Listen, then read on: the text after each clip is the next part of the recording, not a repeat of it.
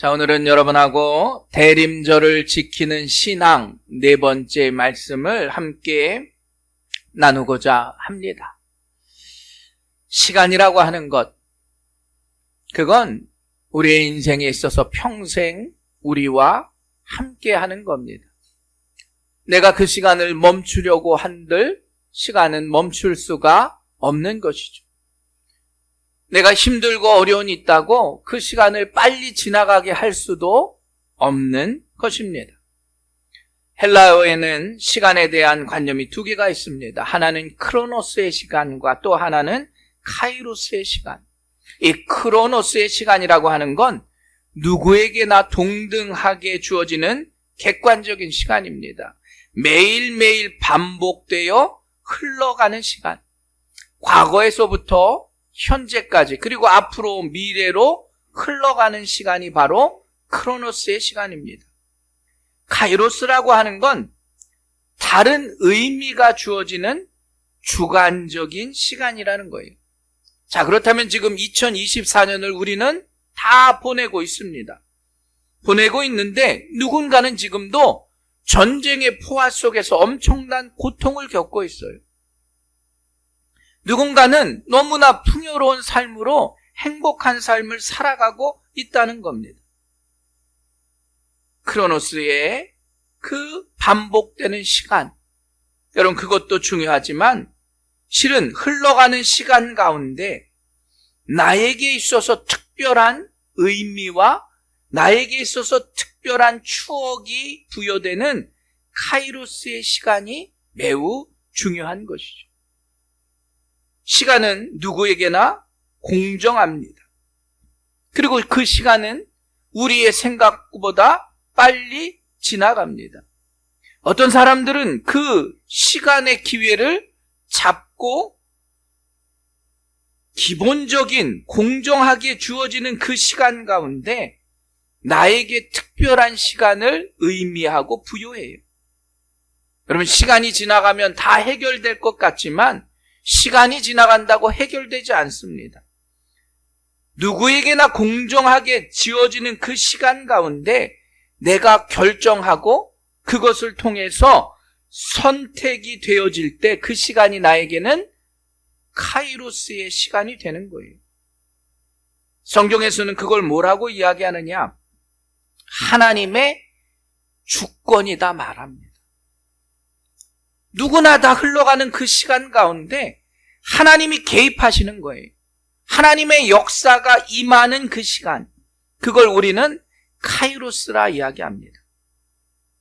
하나님께서 당신의 그 계획과 결정의 순간, 인간의 역사 가운데 크로노스의 시간은 그냥 흘러가는 시간입니다. 그리고 그 시간이 꽉 차서 하나님이 개입하시는 그 시간, 여러분 그 시간을 우리는 특별한 하나님의 개입이라 말해요. 모세의 이야기를 한번 생각해 봅니다. 하나님께서는 아브라함에게 이미 이스라엘 민족을 향한 약속을 하셨어요. 야곱을 통해서 아브라함의 자손들을 통해서 애굽으로 이주하게 될 것이다. 그리고 요셉을 알지 못하는 왕조가 들어가면서 그들은 그곳에서 노예가 됩니다. 아주 고된 고통 속에 노동을 하게 되는 거예요. 태어나는 남자아이들은 모두 죽이라는 상황 싸움 가운데서도 그들은 하나님께 부르짖지 않습니다. 그러는 사이에 하나님께서는 모세라는 한 사람을 미리 준비시키세요. 너무나도 가혹한 노동으로 이스라엘 민족이 견디기 힘들자 하나님께 부르짖습니다. 그리고 하나님은 그 부르짖음에 응답하셨다. 그 부르짖음을 들으셨다 말이에요. 그런데 한번 생각해 보십시오. 모세가 하나님의 일을 감당하기 이미 전부터 하나님은 그 길을 계획하고 계셨어요. 그리고 하나님께서 준비하신 모세를 애굽으로 보내 그 이스라엘 민족을 건져내셨다라는 겁니다. 자, 애굽에서 이스라엘 백성을 건져내는 시간, 그게 바로 하나님의 개입의 시간이에요. 그게 바로 카이로스라는 겁니다. 하나님께서는 이미 모세를 준비시키셨다라는 거예요. 여러분, 하나님께서 이 땅에 예수님을 보내신 것도 바로 이와 같습니다. 예수님께서 이 땅에 오신 것도 하나님의 분명한 카이로스의 사건이에요. 온 인류가 잊을 수 없는 하나님의 섭리와 계획하심. 이미 그것은 선지자들을 통해서 말씀하고 계셨어요. 이미 오래전에 메시아를 보내주시겠다 약속하셨다는 겁니다. 그리고 오늘 본문에 보면 때가 찼다 말이에요. 하나님께서 예수님을 이 땅에 보내실 그 때가 찼다는 거예요. 세상의 역사 가운데 우리는 모두 동일한 시간 속에 살아갑니다. 그러나 우리 믿음의 성도들은 하나님의 그 특별한 사건, 하나님의 그 특별한 계획, 하나님의 그 특별한 섭리, 그것을 우리는 믿으며 살아가는 자들임을 여러분 모두가 깨달으시길 간절히 축원합니다. 바로 예수님은 하나님의 그 때에 맞춰서 이 땅에 오신 거예요. 지금도 하나님의 역사는 흘러갑니다. 24년도 성탄절을 맞는 우리들에게도 바로 하나님의 그 은혜가 함께하길 주님의 이름으로 간절히 축원합니다. 여러분, 지난 한 해를 돌아보며 정치적으로, 경제적으로, 사회적으로 얼마나 두렵고 얼마나 불안합니까? 실은 이 시대에 우리에게 희망은 하나님의 역사를 통해서 이 땅에 오신 예수님밖에 없음을 우리는 고백해야 합니다. 그리고 하나님의 역사는 어떻게 해요? 때가 차서 메시아를 이 땅에 보내주시오. 그리고 메시아를 보내주신 이후에 우리를 아빠, 아버지라 부를 수 있도록 우리를 인도해 주셨다는 거예요. 예수님의 오심, 여러분 그 오심을 기억하시기 바랍니다. 그런데 여러분, 예수님이 이 땅에 오셨다고 어떤 종교적인 문제가 해결된 게 아니에요. 예수님이 이 땅에 오셨다고 이스라엘 백성들이 로마로부터 해방되어 독립을 한 것도 아닙니다. 실은 사회적인 현상은 아무것도 변한 것이 없어요. 오직 있다면 예수 그리스도를 믿는 사람들의 그 마음 가운데 예수 그리스도의 다시 오심을 기다리는 소망이 임하게 된 거예요. 또 그것을 믿는 우리가 예수님을, 하나님을 뭐라고?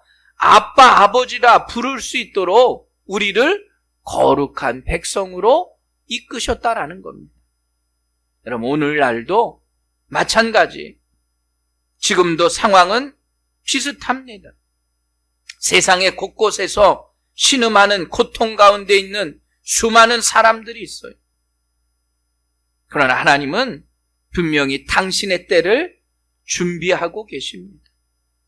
다시 오실 예수님을 통해서 다시 하나님의 다스림을 받는 하나님의 백성들 가운데서 우리 모두가 다시 오실 주님을 기대하며 살아갈 수 있는 우리 믿음의 성도들 되시길 주님의 이름으로 간절히 축원합니다.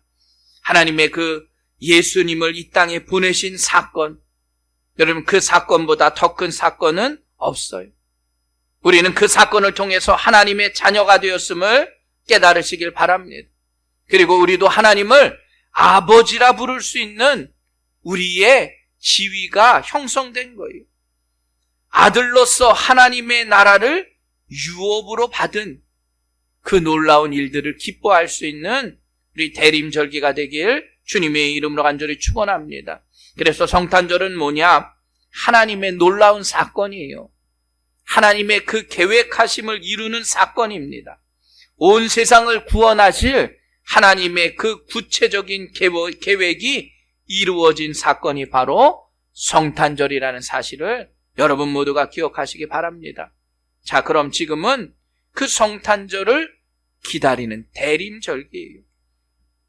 여러분, 과연 우리는 이 대림절기에 어떻게 다시 오실 주님을 기대하며 살아갈까? 예수님이 다시 오심을 어떻게 믿으며 나아갈까라는 거예요. 사람들은 인생을 살아가면서 수많은 형태의 모습을 가지고 살아갑니다. 누구나 개인에 대한 성품과 기질이 있어요. 근데 그 성품과 기질이 쉽게 바뀌지 않습니다. 또 자신이 가지고 있는 삶의 철학도 있어요. 그래서 어떤 사람들은 자신의 그 삶의 철학들을 세상 가운데 유창하게 말합니다. 그리고 그 철학이나 그 삶의 모습들이 아주 다른 사람보다 뛰어나다 생각해요. 여러분, 근데 한번 생각해 봅니다. 아무리 내가 유창하게 철학적이고 다른 사람보다 뛰어난 삶의 모습을 갖고 있지만 말로만 하고 실천이 없으면 누가 그 사람을 믿겠습니까?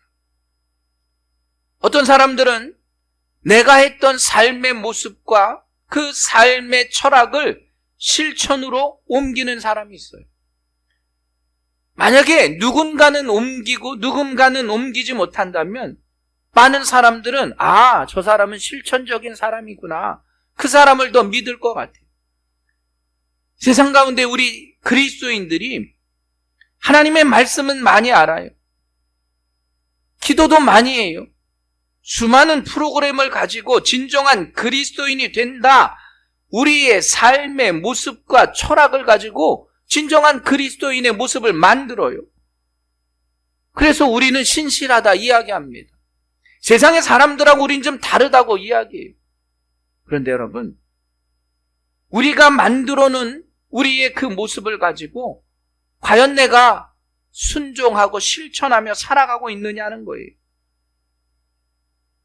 내 삶의 실천의 모습이 사라져버린다면 세상의 사람들도 우리를 인정하지 않는다는 거예요. 그래서 교회가 세속화됐다 말하는 거예요. 너희가 사랑이다, 너희가 빛이다 이야기하는데 세상 사람들이 우리를 조롱하고 있다는 겁니다. 여러분, 그래서 교회를 떠나는 젊은이들이 많은 거예요. 그래서 많은 사람들이 교회를 떠나요.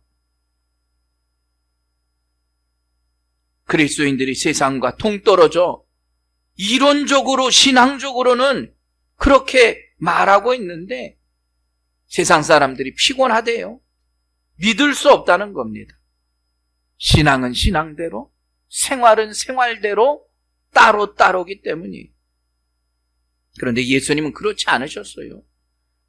예수님은 신앙의 모습뿐만 아니라 행동을 통해서도 우리에게 보여주셨어요. 예수님은 낮은 자리에 오셔서 우리의 본이 되어주셨어요. 예수님의 그 가르침과 전도와 섬김은 실은 십자가의 못 박히심을 통해서 순종하시고 희생의 본이 되어주셨다는 거예요. 물론 이론적으로도 확립이 되고 확고히 서야 합니다. 신앙이라고 하는 것. 그러나 우리 안에 실천적인 순종의 모습, 그 실천의 모습이 없으면 결코 세상의 사람들은 교회로 오지 않아요. 사랑 여러분, 신앙인의 무지함이 뭔지 아세요? 말씀을 많이 읽는다고 다 됐다고 생각하기 때문이에요. 내가 교회 안에서 예배 잘 드린다고 다 됐다고 생각하기 때문이에요. 마태복음 7장 13절, 좁은 문으로 들어가라. 멸망으로 인도하는 문은 크고 그 길이 넓어 그리로 들어가는 자가 많고 생명으로 인도하는 문은 좁고 그 길이 협착하여 찾는 자가 적음이라. 맞습니다. 믿음의 길은 찾는 자가 적어요. 왜냐, 그 길은 너무나 좁고 협착해서 가기가 어려워요. 자, 우리는 그래서 나는 믿음의 길로 들어갔기에 나는 구원받았다, 나는 그 길로 나아갔기에, 세상 사람들은 다 밖에서 놀고 있는데 우린 지금 예배 드리잖아요. 그래서 우리는 구원받음으로 만족하며 살아가고 있다는 거예요. 그런데 마태복음 7장 21절 주님은 말씀하세요. 나더러 주여 주여 하는 자마다 다 천국에 들어갈 것이 아니요 다만 하늘에 계신 내 아버지의 뜻대로 행하는 자라야 들어가리라. 여러분, 우리가 믿음의 모습을 가지고 신앙의 확립을 위해서 열심히 믿음 안에 살아가고 주여 주여 외치며 기도했다고 다 천국에 들어가는 것이 아니라 말씀이에요. 내 아버지의 뜻대로 행하는 자라야 들어간다. 여러분, 실은 이 말씀은 굉장히 무서운 말씀이에요. 우리 믿음의 성도들에게 경고의 말씀과도 같은 거예요. 이 말씀들이 우리 안에 임하고 있으면서도 우리조차도 그 말씀을 너무나 쉽게 생각해요. 목사님, 우리는 그래도요, 좁고 협착한 길로 가고 있는 사람들 아닙니까? 그래도 우리는 지금 나와서 예배를 드리고 있는 사람 아닙니까? 그래도 나는 간구하고 기도하며 살아가지 않습니까? 그런데 말씀은 우리에게 내 아버지의 뜻대로 행하는 자라야 들어가리라. 우린 그냥 천국의 소망을 가지고 천국에 간다 생각했지만 단서가 붙어요. 하나님의 말씀대로 행하는 자가 갈 수 있는 거예요. 그렇지 않으면 실은 가지 못하다는 거예요. 여러분, 우리가 늘 말씀에 고민이 필요합니다. 우리의 신앙의 확립보다 중요한 건 우리가 세상 가운데 살아가면서 이 말씀이 나에게 아픔이 되어야 해요. 내가 정말 하나님의 말씀대로 살아가고 있는가? 때로는 죄책감 가운데 살아가야 합니다. 우리는 완전할 수 없어요. 그러니까 실패도 하고 좌절도 해요. 그러니까 순종하고 실천하는 게 힘들어요. 그래도 나는 예수님을 닮기 위해서, 예수 그리스도의 향기가 나기 위해서 노력해야 한다는 겁니다. 아직은 잘 나지 않아도 괜찮습니다. 샤넬 넘버 5처럼 아침에 향수를 뿌리면 저녁까지 은은하게, 아직 그렇게 안 나도 돼요. 그러나 세상에 썩은 내가 나선 안 되지 않겠어요? 세상 사람들의 냄새가 아닌 예수 그리스도의 향기가 우리 안에 나야 된다는 거예요. 그건 하나님의 말씀에 순종하고 그 말씀을 통해서 실천할 수 있는 우리 믿음의 성도들이 되어야 된다는 사실을 여러분 모두가 기억하시기 바랍니다. 실은 대림절에 우리가 이것을 다시 한번 기억해야 돼요. 주신 말씀을 우리가 온전히 세워나가는 것과 함께 그 말씀을 실천할 수 있는 우리 새생명교회 성도들 되시길 간절히 바랍니다. 그리고 대림절에는 우리에게 주신 사명을 깨달아야 해요. 과연 예수님은 이 땅에 왜 오셨을까? 나만 구원하기 위해서? 아니에요. 예수님은 복음을 전하기 위해서 오셨습니다. 십자가에 달려 돌아가시고 그 복음을 완성하셨어요. 그리고 오직 성령이 너희에게 임하시면 너희가 권능을 받고 예루살렘과 유대와 사마리아와 땅끝까지 이르러 내 증인이 되리라. 예수님이 우리를 택하시고 우리에게 천국의 소망을 주신 이유도 바로 그거예요. 야, 너희들 천국의 소망을 가졌지? 너희들이 증인이 되어야 한다는 거예요. 증인이 되었다고 하는 건 내가 그 자리에 있었다는 거예요. 마치 내가 천국의 소망을 가진 것, 천국에 갔다 온 사람처럼 증인이 되어야 해요. 바울이 고린도전서 9장 16절에 말이에요. 내가 복음을 전할지라도 자랑할 것이 없으면 내가 부득불할 일임이라. 내가 복음을 전하는데 그거 내가 자랑하지 않습니다. 왜냐? 복음은 내가 반드시 전해야 될 사명이기 때문이에요. 그런 말할 조차도 필요 없다는 거예요. 여러분, 복음은 이와 같아요. 복음은 믿음의 성도들이 가진 사명이에요. 그리고 놀랍게도 하나님께서 우리들에게 직분을 주신 이유가 바로 그거예요. 너희가 화목하게 하는 직분을 우리에게 주셨어요. 뭐로 말미암아? 그리스도로 말미암아 우리를 자기와 화목하게 하시고 또 우리에게 화목하게 하는 직분을 주셨다. 우리에게 사명을 주신 거예요. 어떻게 하도록? 내가 하나님과 화목한 것처럼 우리도 세상 가운데 화목하게 하는 다리가 되라. 여러분, 바로 예수님이 우리에게 주신 사명이 바로 그거예요. 하나님과 세상을 화해시키는 것. 그리고 우리도 세상과 화해하며 화목할 수 있다고 하는 것. 그게 바로 이 대림절기에 우리 믿음의 성도들이 가져야 할 사명이에요. 어떤 사람이 천국문 입구에 들어갔습니다. 그런데 천사가 이야기해요. 아유, 혼자 오셨어요?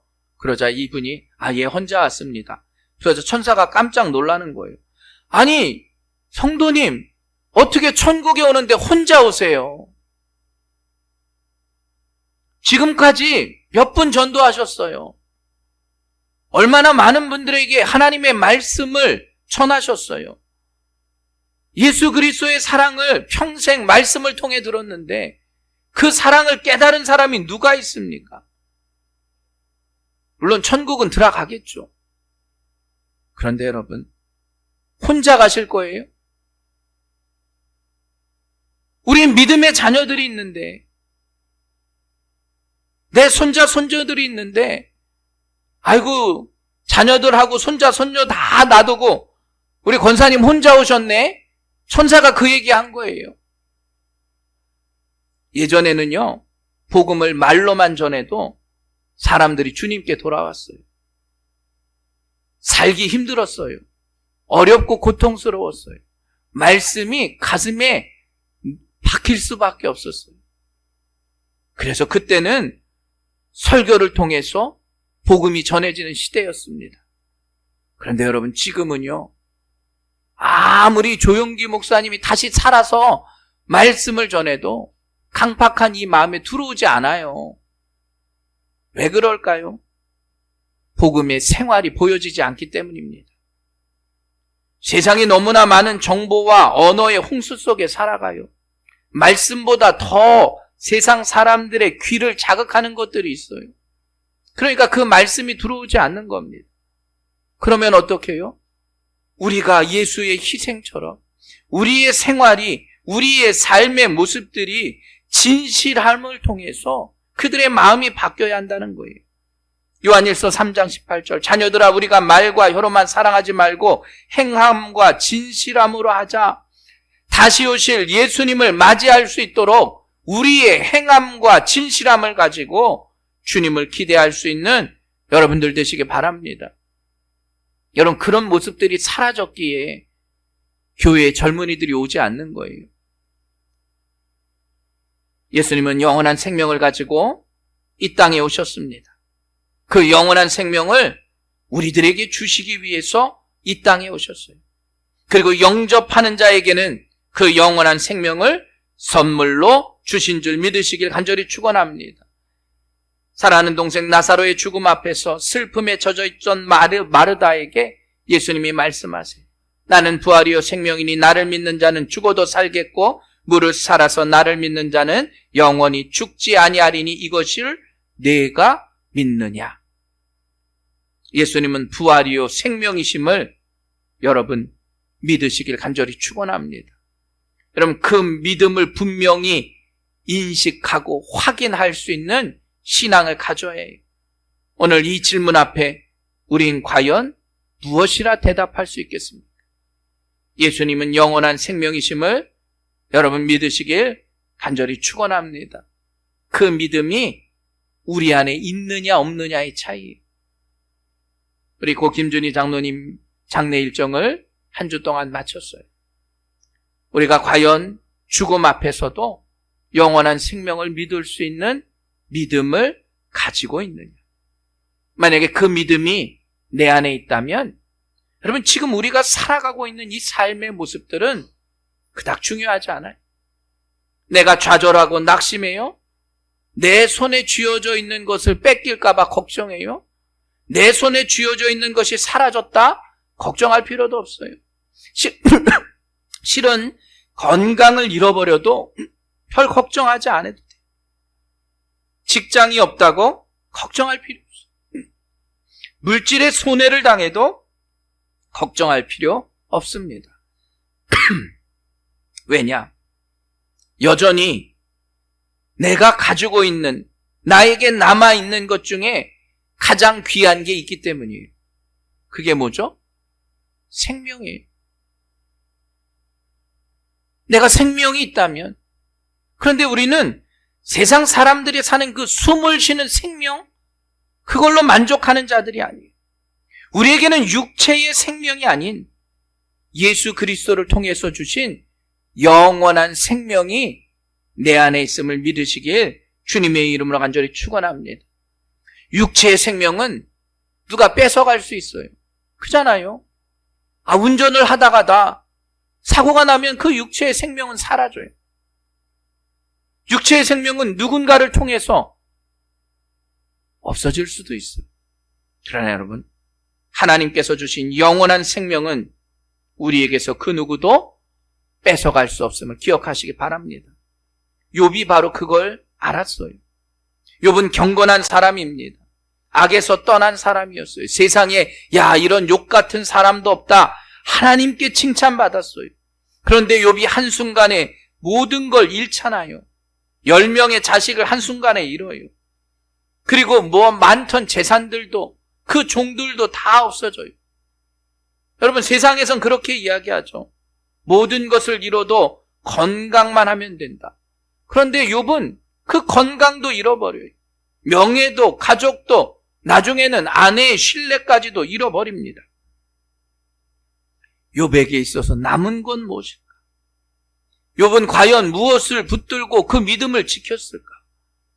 욥은 생명이 붙어 있었어요. 그래서 욥이 낙심하지 않은 거예요. 불평하거나 원망하지 않은 겁니다. 왜냐? 나에게 남아있는 것을 바라봤기 때문이에요. 우리에게 남아있는 생명을 볼 수 있는 여러분들 되시길 간절히 축원합니다. 여전히 난 숨쉬고 있어요. 여전히 나는 시간이 흘러가는 이 상황 가운데 하나님의 카이로스의 시간을 기다리고 있다는 거예요.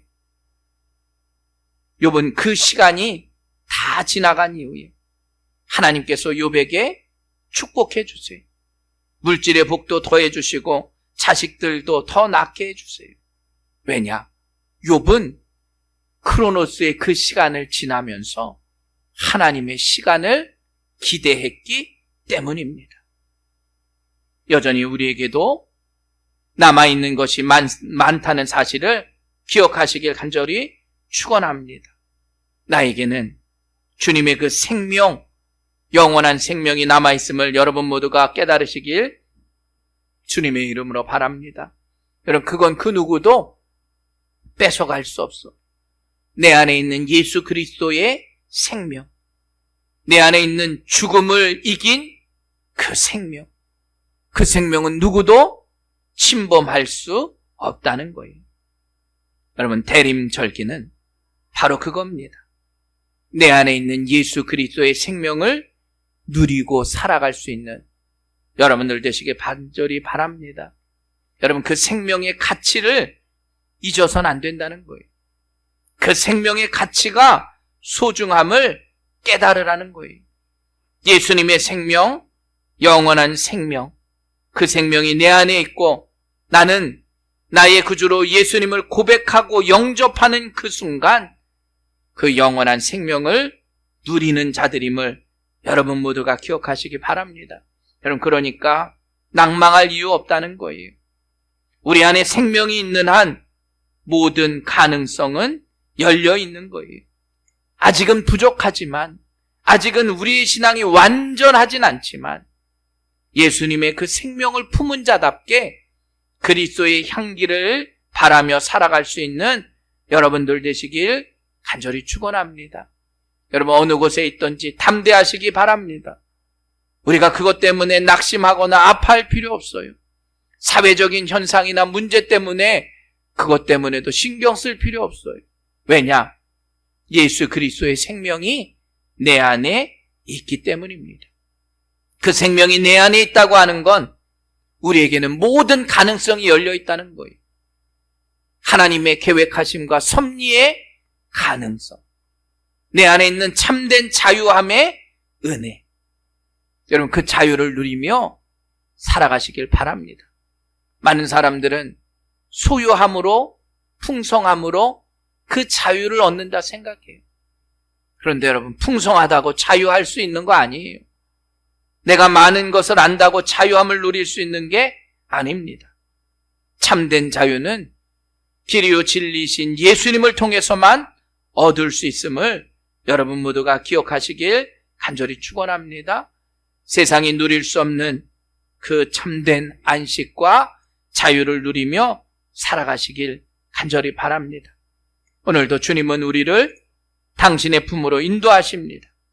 우리는 그 인도함에 감사하는 자들이고, 그 인도함을 믿는 자들이고, 그 인도함을 통해서 평안과 안식을 누리는 새생명교회 성도들임을 여러분 모두가 깨달으시길 주님의 이름으로 간절히 부탁을 드립니다. 대림의 절기는 예수 그리스도의 십자가의 보혈을 통해서 참된 자유와 안식을 누리는 복된 절기임을 기억하시며, 예수님이 우리의 길이심을 깨달으시고 예수님은 영원한 진리임을 깨달을 수 있는 여러분들 되시길 간절히 바랍니다.